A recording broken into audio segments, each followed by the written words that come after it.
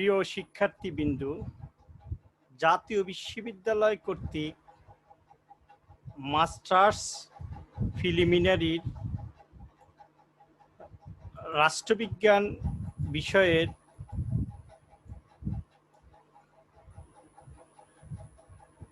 Course নম্বর 411911 এর Bangladesh constitution and government বিষয়ের চতুর্থ ক্লাসে এক্সিকিউটিভ কন্টেন্টের আজকের the prime minister of Bangladesh টপিক্সের তোমাদেরকে স্বাগতম।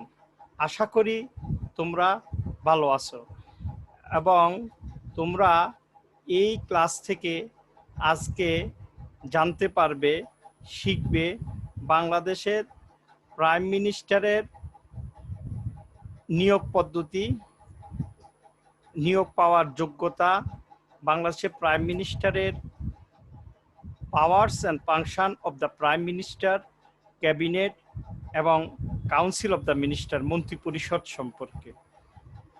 আমরা আমাদের ইতিপূর্বে যে 3টা ক্লাস করেছি সেই 3টা ক্লাসের আজকে দ্বিতীয় মেইন কন্টেন্টের অর্থাৎ দ্য এক্সিকিউটিভ অংশের দ্বিতীয় অংশে এর আগের ক্লাসে আমরা বাংলাদেশের রাষ্ট্রপতি সম্পর্কে আলোচনা করেছিলাম এবং আজকে বাংলাদেশের নির্বাহী বিভাগের প্রধানমন্ত্রীর নিয়োগ, যোগ্যতা, ক্ষমতা, কার্যাবলী এবং ক্যাবিনেট ও কাউন্সিল সম্পর্কে আমরা আলোচনা করব। এখন একটা বিষয় হচ্ছে, বাংলাদেশের যে নির্বাহী বিভাগ এটা একটা সাংবিধানিক পদ। এই প্রধানমন্ত্রী আমরা আজকে যেই বিষয় নিয়ে আলোচনা করব, দ্য প্রাইম, এটা সংবিধানের 4th ভাগের 2য় পরিচ্ছেদের অর্থাৎ সংবিধানের 55 থেকে 57 নম্বর অনুচ্ছেদে এই সম্পর্কিত বলা আছে। আমরা দেখব আমাদের এই সম্পর্কিত কি কি বই আমরা ফলো করেছি। আজকের ক্লাসে মূলত আমরা বাংলাদেশের কনস্টিটিউশন থেকে অনেক সাহায্য নিয়েছি এবং আরও যে কয়েকটা চিটাং বিশ্ববিদ্যালয়ের শিক্ষক আব্দুল হাকিম স্যারের শাহাবুদ্দিন ইন্টিগ্রাম এবং আমার 2টা আর্টিকেল ওইখান থেকে এবং ইংরেজি আরব আব্দুল হালিমের constitution law and politics Bangladesh perspective এই গ্রন্থ থেকে এবং নিজাম আহমেদ স্যারের দ্য পার্লামেন্ট অফ বাংলাদেশ এই গ্রন্থ থেকে আমরা সাহায্য নিয়েছিলাম। আর বাংলা যে বইগুলো, এই বইগুলোর থেকেও আমরা কতগুলো সাহায্য নিয়েছিলাম। এর মধ্যে ডক্টর ওদুদ ভূঁইয়া স্যারের বই থেকে, ব্যারিস্টার আব্দুল হালিম সাহেবের বই থেকে এবং হারুন স্যারের এই বই থেকেও প্রাসঙ্গিক কিছু তুলনামূলক আলোচনা আমরা এই ক্লাসে করেছিলাম। এখন আজকের ক্লাসের এই বইগুলোর ছবি এখানে আছে। আচ্ছা, আজকের ক্লাসের শুরু করা যাক। আজকের ক্লাস মূলত প্রধানমন্ত্রী, বাংলাদেশের প্রধানমন্ত্রীকে নিয়ে। প্রথমেই বাংলাদেশের প্রধানমন্ত্রীর নিয়োগ প্রক্রিয়া নিয়ে আমরা আলোচনা করব। Appointment of Bangladesh prime minister, বাংলাদেশের প্রধানমন্ত্রী হওয়ার যে যোগ্যতা, এটার প্রথম হচ্ছে তিনি বাংলাদেশের নাগরিক হতে হবে, ন্যূনতম 25 বছর বয়স হতে হবে এবং সংসদ সদস্য নির্বাচনে ভোটার তালিকা হতে হবে এবং সংসদ নির্বাচিত হতে হবে। অর্থাৎ বাংলাদেশের প্রধানমন্ত্রী হওয়ার অন্যতম প্রধান 4টা ক্রাইটেরিয়া হচ্ছে: 1, বাংলাদেশের নাগরিক হতে হয়; 2, সর্বনিম্ন 25 বছর বয়স্ক হতে হবে; 3, তাকে ভোটার তালিকায় নাম থাকতে হবে; 4, তাকে অবশ্যই সংসদ নির্বাচনে নির্বাচিত হতে হবে। এবং বাংলাদেশের প্রধানমন্ত্রী হওয়ার অযোগ্যতা হচ্ছে উপরোক্ত এই 4টি বিষয়ে, যেমন বাংলাদেশের নাগরিক না হলে, তাহার বয়স 25 বছর না হলে, সংসদ সদস্য নির্বাচিত না হলে কিংবা ভোটার তালিকা না থাকলে উনি অযোগ্য। এরপরেও কোনো আইনের অধীন তিনি নির্বাচনে অযোগ্য ঘোষিত হলে, দেউলিয়া ঘোষিত হবার পর দায় হতে অব্যাহতি না করে থাকেন, অর্থাৎ সাজাপ্রাপ্ত 2 বছর 5 বছর মেয়াদী এবং দেউলিয়া রাষ্ট্র কর্তৃক প্রবর্তিত আইনে নির্বাচনী রুলস অফ প্রসিডিউরে যে নীতিমালাতে যদি উনি অযোগ্য হন তাহলে তিনি বাংলাদেশের প্রধানমন্ত্রী হতে পারবেন না। বাংলাদেশের প্রধানমন্ত্রীর অফিস মানে প্রধানমন্ত্রীর মেয়াদকাল, আসলে বাংলাদেশের প্রধানমন্ত্রীর মেয়াদ হচ্ছে 5 বছর। তাছাড়া তিনি যে কোনো সময়ে রাষ্ট্রপতির নিকট পদত্যাগ প্রদান করবেন, তাছাড়া তিনি যে কোনো সময় রাষ্ট্রপতির নিকট পদত্যাগপত্র প্রদান করতে পারেন, এখানে করতে শব্দটা উঠে নাই, যদি তিনি সংসদ সদস্য না থাকেন এবং সংসদের সংখ্যাগরিষ্ঠদের সমর্থন হারান, তাহলে তিনি সংসদ ভেঙে দেওয়ার জন্য লিখিতভাবে রাষ্ট্রপতিকে পরামর্শ দান করেন। তিনি অনুরূপ পরামর্শ দান করলে রাষ্ট্রপতি অন্যান্য সংসদ সদস্যদের সংখ্যাগরিষ্ঠ সদস্যদের আস্থাভাজন নন এই মর্মে সন্তুষ্ট হলে সংসদ ভেঙে দিবেন এবং সংসদ না থাকলে প্রধানমন্ত্রী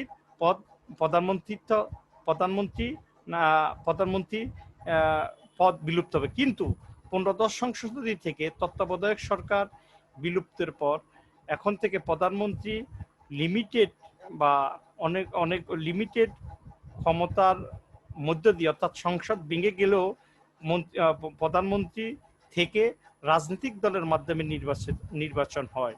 প্রধানমন্ত্রীর উত্তরাধিকারী কার্যভার, অর্থাৎ প্রধানমন্ত্রী নির্বাচিত হওয়ার পর যদি সংখ্যাগরিষ্ঠ দল ওনার দল যদি সংখ্যাগরিষ্ঠতা না পায় বা উনি যদি সংখ্যাগরিষ্ঠতা অর্জন না করে তাহলে তার উত্তরাধিকারী অর্থাৎ প্রধানমন্ত্রীর পদে পরবর্তী প্রধানমন্ত্রী না আসা পর্যন্ত প্রধানমন্ত্রী ওই পদে অধিষ্ঠিত থাকবেন। আচ্ছা, এখন status of Bangladesh prime minister. বাংলাদেশের প্রাইম মিনিস্টারের মর্যাদা অত্যাধিক, অর্থাৎ বাংলাদেশের দ্বাদশ সংশোধনীর মাধ্যমে সংসদীয় গণতন্ত্র বিগত প্রায় 30 বছর পর্যন্ত বাংলাদেশের সংসদীয় গণতন্ত্রের 1991 সালের 6 আগস্ট যে সংবিধান দ্বাদশ সংশোধনী পাশ হয়েছে সেখান থেকে সংসদীয় গণতন্ত্র এখন পর্যন্ত পূর্ণ বহাল আছে এবং এই মর্যাদায় প্রধানমন্ত্রীর মর্যাদা এই সংসদীয় গণতন্ত্রে প্রধানমন্ত্রীর মর্যাদা অত্যাধিক। তিনি শাসনতান্ত্রিক বিধান অনুসারে প্রধানমন্ত্রী হলেন প্রকৃত শাসন প্রধান, অর্থাৎ সংবিধানের 55 নং অনুচ্ছেদে লেখা আছে বাংলাদেশের প্রধানমন্ত্রীর কর্তৃত্ব বা তার কর্তৃত্বে মন্ত্রী পরিষদ প্রধানমন্ত্রী হবে, পরিচালনা ওই মন্ত্রী নেতৃত্বে রাষ্ট্র পরিচালিত হবে। তিনি মন্ত্রিসভার মধ্যমণি, অর্থাৎ মন্ত্রিসভার মূল মধ্যমণি যাকে বলা হয়, এই মধ্যমণি যাকে বলা হয়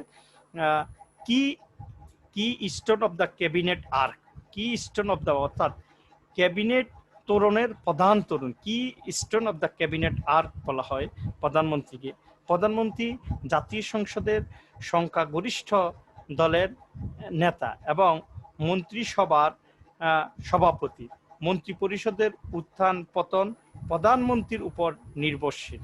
প্রধানমন্ত্রী জাতীয় নেতা ও পদ প্রদর্শক। প্রধানমন্ত্রীকে কেন্দ্র করে মন্ত্রিসভা বা ক্যাবিনেট গঠিত হয়।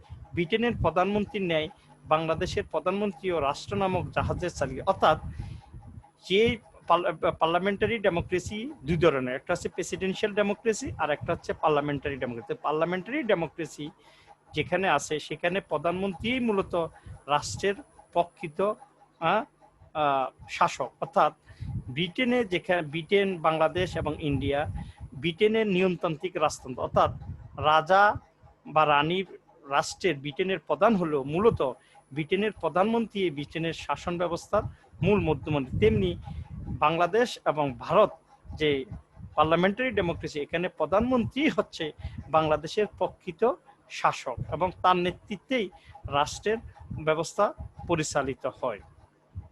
এখন formation of the cabinet. Cabinet সম্পর্কে বলা হয়েছে প্রধানমন্ত্রীর নেতৃত্বে বাংলাদেশে একটি মন্ত্রিসভা থাকবে, সংবিধানে লেখা আছে, এবং প্রধানমন্ত্রী সময়ে সময়ে তিনি যেরূপ স্থির করবেন সেরূপ অন্যান্য মন্ত্রী লইয়া এই মন্ত্রিসভা গঠিত, অর্থাৎ মন্ত্রিসভার সদস্য সংখ্যা প্রধানমন্ত্রী নির্ধারণ করবেন। মন্ত্রিসভা যৌথভাবে সংসদের নিকট দায় থাকিবেন। মন্ত্রিসভা একক কিংবা যৌথভাবে অর্থাৎ মন্ত্রিসভা অ্যাকাউন্টেবল, সংসদের নিকট অ্যাকাউন্ট। সরকারের সকল নির্বাহী ব্যবস্থা রাষ্ট্রপতির নামে গৃহীত হইয়াছে বলিয়া প্রকাশ করা হইবে।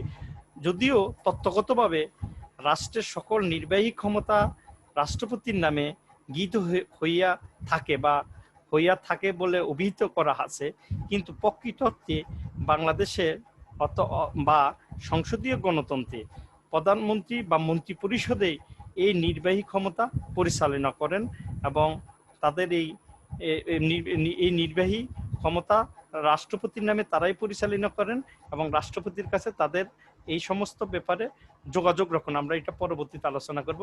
সংবিধানের 55 অনুচ্ছেদ আরও আছে, একজন প্রধানমন্ত্রী থাকিবেন এবং প্রধানমন্ত্রী যেরূপ নির্ধারণ করবেন, যেটা আমরা একটু আগে বলেছি, সেরূপ অন্যান্য মন্ত্রী, প্রতিমন্ত্রী ও উপমন্ত্রী থাকবেন। অর্থাৎ শুধু প্রধানমন্ত্রী না, ক্যাবিনেট মন্ত্রী পরিষদে মন্ত্রী, প্রতিমন্ত্রী, উপমন্ত্রী ও থাকবেন। অন্যান্য মন্ত্রী, প্রধানমন্ত্রী, অন্যান্য মন্ত্রী, প্রতিমন্ত্রী ও মন্ত্রী দিগকে রাষ্ট্রপতি নিয়োগ দান করেন। আচ্ছা, তত্ত্বগতভাবে আবার বলছি, যদিও রাষ্ট্রপতি প্রধানমন্ত্রী এবং অন্যান্য মন্ত্রীদেরকে নিয়োগ দান করেন, মূলত প্রধানমন্ত্রী যেই মন্ত্রী পরিষদের বা মন্ত্রীদের যেই লিস্ট তৈরি করেন, রাষ্ট্রপতি ওই মন্ত্রীদেরকে নিয়োগ দান করেন। এবং এই ক্ষেত্রে রাষ্ট্রপতির ক্ষমতা বাংলাদেশের সংবিধানে দুইটা ব্যাপার, অর্থাৎ প্রধানমন্ত্রী নিয়োগ সংবিধানের 55(3) এবং প্রধান বিচারপতি নিয়োগ, এই দুইটা ব্যতীত মূলত বাকি সকল কর্মেই রাষ্ট্রপতি প্রধানমন্ত্রীর পরামর্শ ক্রমেই পরিচালনা করবেন। এ হচ্ছে প্রধানমন্ত্রী ফরমেশন অফ দ্য। আচ্ছা, এখন সংসদীয় গণতন্ত্রে মূলত মন্ত্রী পরিষদে হচ্ছে রাষ্ট্র পরিষদ, শাসন বিভাগ বলতে যে শাসন বিভাগ, এই শাসন বিভাগের শীর্ষেই মন্ত্রী পরিষদ এবং প্রধানমন্ত্রীর নেতৃত্বে এটা পরিচালিত হয়। এখন বাংলাদেশের প্রধানমন্ত্রীর ক্ষমতা, powers and function of the prime minister of Bangladesh, বাংলাদেশের প্রধানমন্ত্রীর ক্ষমতা ও কার্যাবলী। মন্ত্রিসভা গঠনে প্রধানমন্ত্রীর ভূমিকা। মন্ত্রিসভা গঠনে প্রধানমন্ত্রীর ভূমিকাই সবচেয়ে বেশি। প্রধানমন্ত্রী তার নেতৃত্বে যে যতজন মন্ত্রী প্রতিমন্ত্রী, উপমন্ত্রী নিয়োগ দেন, অতজন মন্ত্রীদেরকেই রাষ্ট্রপতি শপথ বাক্য এবং নিয়োগ প্রদান করেন এবং প্রধানমন্ত্রী যে লিস্ট তৈরি করেন এবং এই মন্ত্রী সভা গঠনে মন্ত্রীদেরকে কর্ম বন্টন, মন্ত্রীদের দপ্তর বন্টন, মন্ত্রীদেরকে এবং পদত্যাগ করতে যে অনুরোধ করেন ওটা প্রধানমন্ত্রী করে থাকেন এবং প্রধানমন্ত্রী মন্ত্রিসভার মূল ক্যাবিনেট, যাকে এজন্য প্রধানমন্ত্রীর নেতৃত্বেই সভাপতির সফলতাই মন্ত্রিসভার সফলতা। প্রধানমন্ত্রী মন্ত্রিসভার সভাপতিত্ব করেন, তিনি মন্ত্রিসভার কর্ম নির্ধারণ করেন, নতুন নতুন যে পলিসি, এটা প্রধানমন্ত্রী, রাষ্ট্রীয় যে উন্নয়নের যে পলিসি, এগুলো প্রধানমন্ত্রীর নেতৃত্বেই মূলত গঠিত হয়। মন্ত্রিসভার নেতা হিসেবে প্রধানমন্ত্রীর ভূমিকা। মন্ত্রিসভার নেতা, প্রধানমন্ত্রী হচ্ছে মন্ত্রিসভার প্রধান এবং তিনি, প্রধানমন্ত্রী যদি পদত্যাগ করেন তাহলে পুরো মন্ত্রিসভা অর্থাৎ ক্যাবিনেট কাউন্সিল পুরোটাই পদত্যাগ করা হলো। এজন্য প্রধানমন্ত্রী মন্ত্রিসভার নেতা, তিনি মন্ত্রিসভাকে রাষ্ট্রের পরিচালনার জন্য, রাষ্ট্রের যে পদক্ষেপ এটা নেওয়ার জন্য দিক নির্দেশনা দিয়ে থাকেন এবং মন্ত্রিসভার নিয়মিত বৈঠকের আহ্বান এবং কর্মপরিধি নির্ধারণ করেন এবং মন্ত্রিসভার সদস্যদের মধ্যে সমন্বয় তৈরি করেন এবং যেমন প্রধানমন্ত্রীর নেতৃত্বেই মূলত সংসদে বাজেট, অর্থমন্ত্রী বাজেট পেশ করেন এবং শুধু তাই নয়, প্রধানমন্ত্রী অন্যান্য মন্ত্রীদেরকে যে গুরুত্বপূর্ণ যেই বিষয় পররাষ্ট্র এবং স্বরাষ্ট্র এবং প্রধানমন্ত্রী নিজেই প্রতিরক্ষা মন্ত্রী বাংলাদেশের প্রেক্ষাপটে এই এই যে সমন্বয় এটা প্রধানমন্ত্রী নিজেই করে থাকেন এবং প্রধানমন্ত্রীর কারণেই মন্ত্রিসভা তাদের কর্ম স্পৃহা কর্ম চঞ্চলতা এবং উন্নয়নে অংশগ্রহণ করেন এবং প্রধানমন্ত্রীর নেতৃত্বের উপরে তা নির্ভর।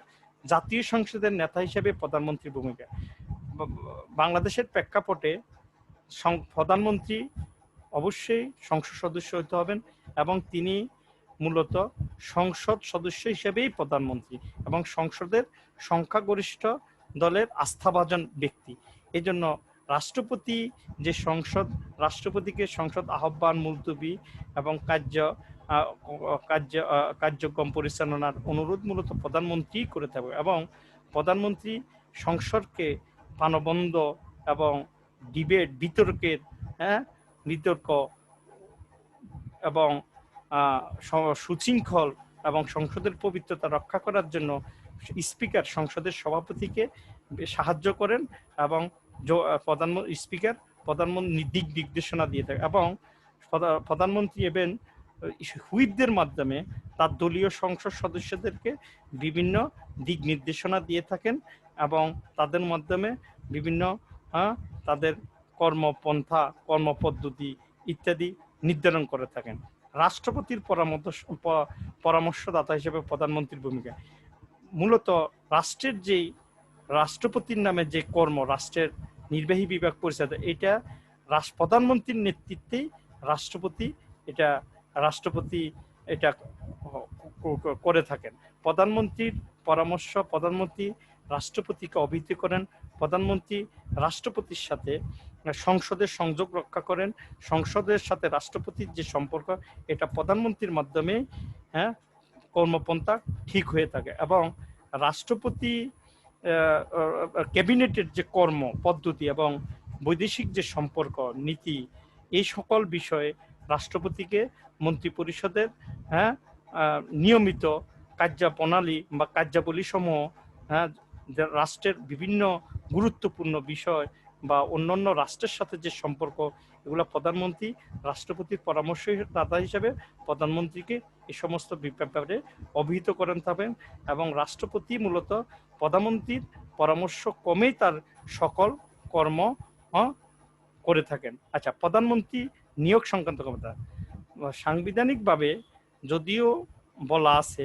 বাংলাদেশের রাষ্ট্রপতি সাংবিধানিক পদ এবং উচ্চপদস্থ পদে নিয়োগ দান করেন, কিন্তু মূলত এই পদগুলো রাষ্ট্রপতি প্রধানমন্ত্রীর দপ্তর বা প্রধানমন্ত্রীর পরামর্শ বা প্রধানমন্ত্রীর অ্যাসাইন নিয়েই এগুলোর নিয়োগ হয়ে থাকে। উদাহরণস্বরূপ বলা যেতে পারে পাবলিক বিশ্ববিদ্যালয়ের আচার্য হলেন রাষ্ট্রপতি এবং ওনাদের উপাচার্য ভিসি নিয়োগ করেন রাষ্ট্রপতি, কিন্তু এই নিয়োগ প্রক্রিয়ায় যেই ফাইল সালাসালি বা ওনাদের যে কাকে নিয়োগ দেওয়া হবে এটা প্রধানমন্ত্রীর দপ্তর থেকেই মূলত এটা ঠিক হয় এবং প্রধানমন্ত্রীর অফিস থেকে যাকে নির্ধারণ করা হয় ওটাকে রাষ্ট্রপতি খুব কম অর্থে বা না হলে এটাকে ভারণ করে না বা এটা সাংবিধানিকভাবে এটাই নিয়োগ হয়ে থাকে। কারণ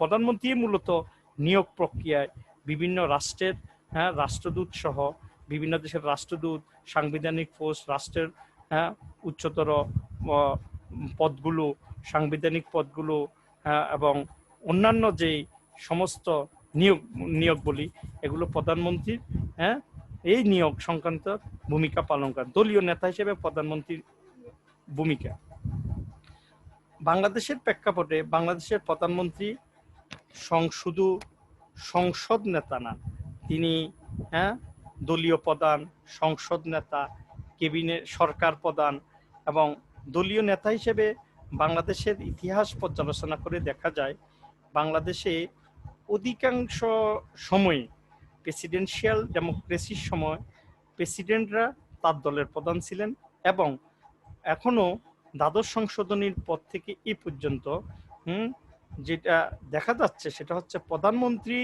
মূলত দলীয় প্রধান, মানে প্রধানমন্ত্রী ও ক্ষমতাসীন দলের চেয়ারম্যান।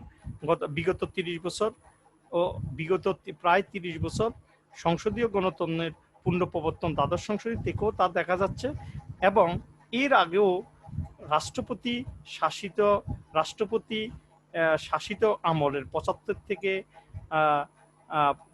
91 পর্যন্ত এই সময়ও মূলত যিনি রাষ্ট্রপতি তিনি ছিলেন তার সংশ্লিষ্ট দলের প্রধান। অর্থাৎ তাহলে দেখা যাচ্ছে দলীয় নেতা হিসেবে প্রধানমন্ত্রীর ভূমিকা অত্যাধিক, অর্থাৎ প্রধানমন্ত্রী তার দলের শৃঙ্খলা, দলের ভবিষ্যৎ কর্মপন্থা এবং দলের অন্যান্য পদবি এবং অঙ্গ সংগঠনগুলোর সাথে ও তিনি সমন্বয় করেন এবং দলকে রাজনৈতিক শিক্ষা এবং দলের ভবিষ্যৎ কর্মপন্থা প্রভৃতি দলীয় নেতাদেরকে উজ্জীবিত রাখার জন্য প্রধানমন্ত্রী মানে বড় ধরনের ভূমিকা রাখে। এবং প্রধানমন্ত্রী শুধু তাই নয়, বাংলাদেশের প্রেক্ষাপটে বাংলাদেশের প্রধানমন্ত্রী তার দলের মূল শীর্ষে মূল জায়গায় অবস্থান করে।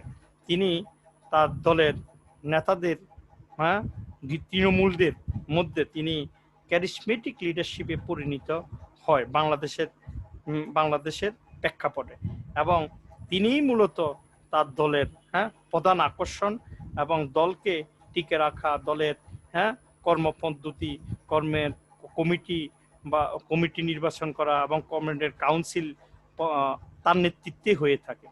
জাতীয় নেতা হিসেবে প্রধানমন্ত্রী শুধু রাষ্ট্রপতির পরামর্শদাতা কিংবা সংসদ নেতা, সরকার প্রধান না, তিনি একজন জাতীয় নেতা।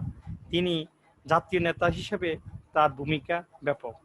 রাষ্ট্রের কিংবা সরকারের সংকটকালে, প্রাকৃতিক দুর্যোগ মুহূর্তে এবং অন্য কোনো মহামারী বা বড় ধরনের দুর্যোগ দুর্ঘটনার সময় প্রধানমন্ত্রীর ভূমিকা অত্যাধিক। তিনি তার রাষ্ট্রকে বিদেশিদের নিকট রিপ্রেজেন্ট করে। তিনি রাষ্ট্র ব্যবস্থার মূল জায়গায় মূল উন্নয়নের মূল চালিকা শক্তি। বাংলাদেশের প্রেক্ষাপটে রাষ্ট্রপতিও এমনকি নিয়োগেও বাংলাদেশের প্রেক্ষাপটে প্রধানমন্ত্রীর ভূমিকা অত্যাধিক, কারণ রাষ্ট্রপতিও বাংলাদেশের সংসদ সদস্যদের ভোটে নির্বাচিত হয়। এবং যেহেতু বাংলাদেশের সংবিধানে 70 নম্বর অনুচ্ছেদ আছে, যে 70 নম্বর অনুচ্ছেদ হচ্ছে সংসদের যে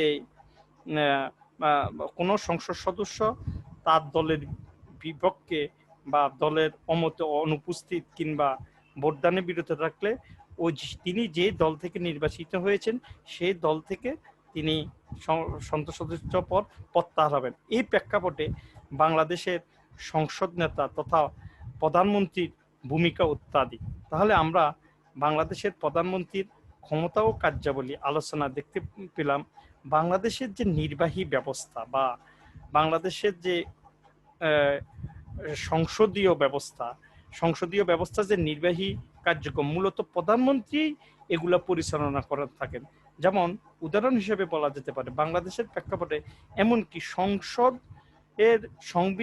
সংবিধান প্রণয়নেও ওই বিল পর্যন্ত সংসদে আইন প্রণয়নে প্রধানমন্ত্রীর ভূমিকা ও ব্যাপক হারে দেখা যায়। যেমন বাংলাদেশের অনেকগুলো সংবিধানের সপ্তম, অষ্টম এবং এর আগেও পঞ্চম এবং দ্বাদশ সংশোধনী মূলত বাংলাদেশের প্রধানমন্ত্রী সংসদে উত্থাপন করেন। এবং তাছাড়া অতি গুরুত্বপূর্ণ কোনো আইন বা সংবিধান সংশোধন এই ক্ষেত্রে প্রধানমন্ত্রীর নেতৃত্বেই মূলত ওটা হয়ে থাকে। তাহলে আমরা কি দেখলাম, বাংলাদেশের শাসন ব্যবস্থায় বিচার বিভাগের সাথে যে সমন্বয় এবং আইন পরিষদের যাদের সমন্বয় এবং রাষ্ট্রের প্রধানের সাথে যে সম্পর্ক, রাষ্ট্রের তৃণমূলের সাথে, মন্ত্রী পরিষদের সাথে, রাষ্ট্রের সচিবালয়, যেই কোনো পর্যায়ে প্রধানমন্ত্রীর নেতৃত্বেই মূলত হয়ে থাকে। এজন্য তৃতীয় বিশ্বের তথা নতুন যে সমস্ত রাষ্ট্র 50-60 নতুন স্বাধীন হয়েছে ওই সমস্ত রাষ্ট্রের নির্বাচন ব্যবস্থাকে মূলত প্রধানমন্ত্রীর নির্বাচনেই বলে থাকেন রাষ্ট্রবিজ্ঞানীরা। এজন্য আর বাংলাদেশের প্রেক্ষাপটে হ্যাঁ ওটা আরো বেশি ব্যাপক। বাংলাদেশের প্রধানমন্ত্রী শুধু প্রধানমন্ত্রী না, তিনি তার দলের নেতাদের প্রাণের স্পন্দন। তিনি সংসদকে, আমরা উদাহরণ হিসেবে বলতে পারি, বাংলাদেশের সংসদে প্রধানমন্ত্রী যদি যতদিন উপস্থিত থাকেন বা ওই সময় সংসদ সদস্যরা বেশি উপস্থিত থাকেন, এবং অন্য সময় তো সংসদ সদস্যদেরকে আর দেখা যায় না। এই কারণে বাংলাদেশের প্রেক্ষাপটে প্রধানমন্ত্রী পদটি অত্যন্ত গুরুত্বপূর্ণ এবং অত্যন্ত মর্যাদাপূর্ণ, এবং তার কর্ম, তার মর্যাদা, তার তার ব্যক্তিত্বের উপরেই দেশের সকল কর্ম পরিণত হয়েছে। এবং এটা এত বেশি ব্যাপক যে যেটা অন্য কোনো পদ পদবি বা অন্য কিছুর সাথেই তুলনা করা যায় না।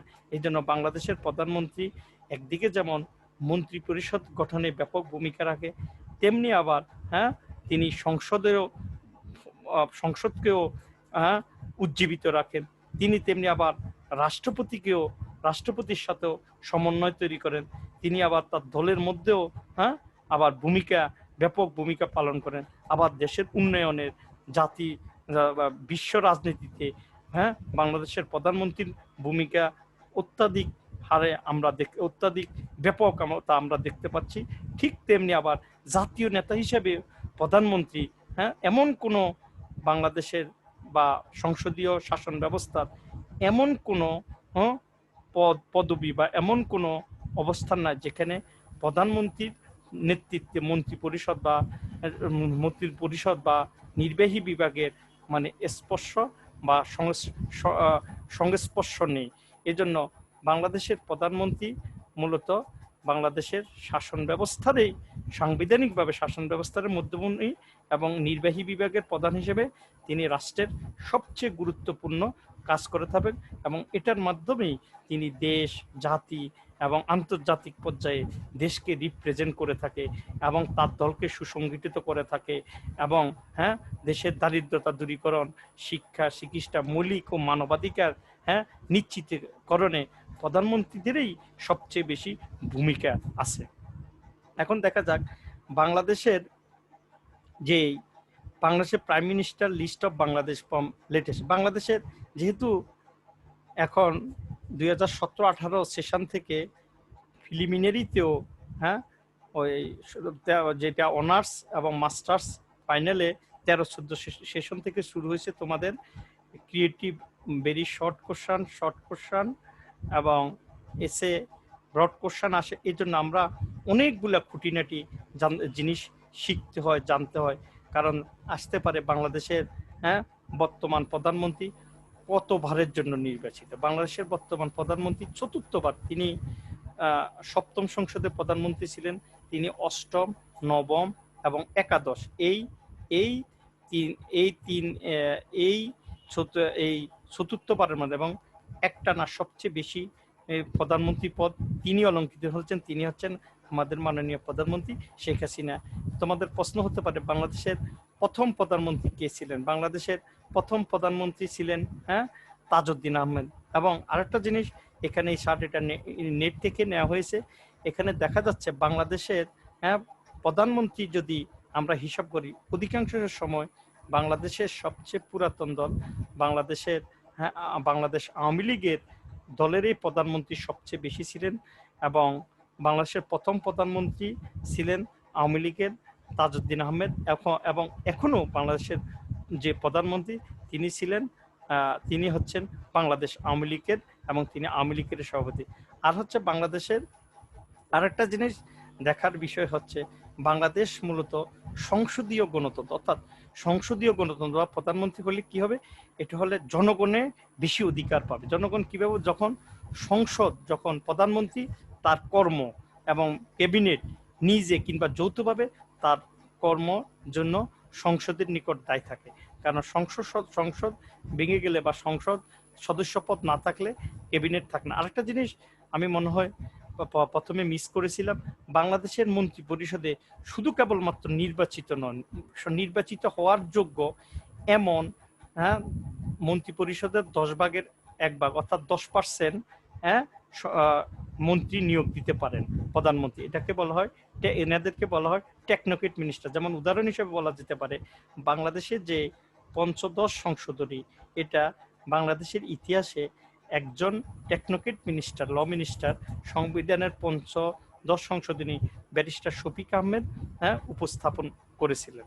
এবং এছাড়া বাংলাদেশের বর্তমান মন্ত্রী পরিষদ বা এর আগেও দেখা গেছে প্রধানমন্ত্রীর আরো বিভিন্ন উপদেষ্টা, ওনারাও মন্ত্রীর পদমর্যাদা এবং পদমর্যাদা এনজয় করেন এবং নির্বাচিত না, সংসদে ভোট দিতে পারেন না, কিন্তু সংসদ মন্ত্রী পরিষদে বসতে পারেন।